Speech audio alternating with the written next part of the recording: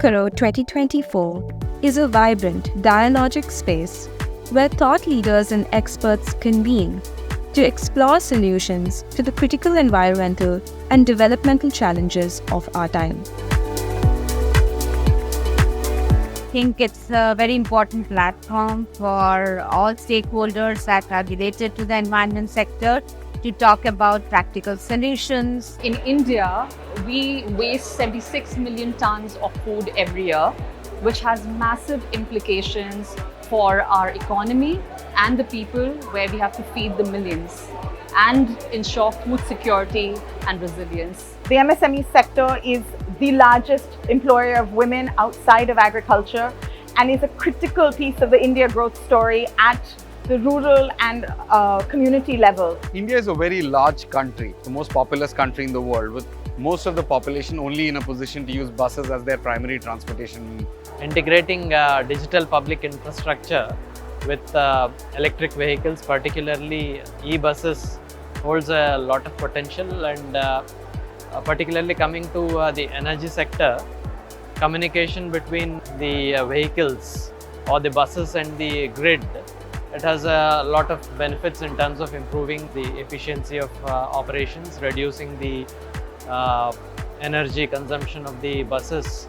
So India have a lot of policies in place for meeting the net zero goal in the country, and right now the main thing that needs to be put in place to have zero emission transport systems. So one of the major challenges in mass adoption of electric mobility today is high cost of financing.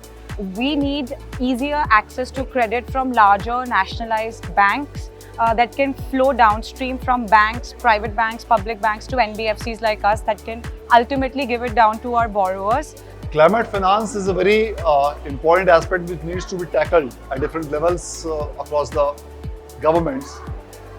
We do require that climate finance goals and strategies need to be devised from a larger level to the micro level. One of the things that is most important for us to consider as we go to the future of energy is to identify, discover and leverage all sources of energy that are distributed across our ecosystem today. India today is a major importer of fossil fuel energy. We import worth about $160 billion. Our ambition is that by the time we become a developed nation in 2047, we should actually be an exporter of clean energy.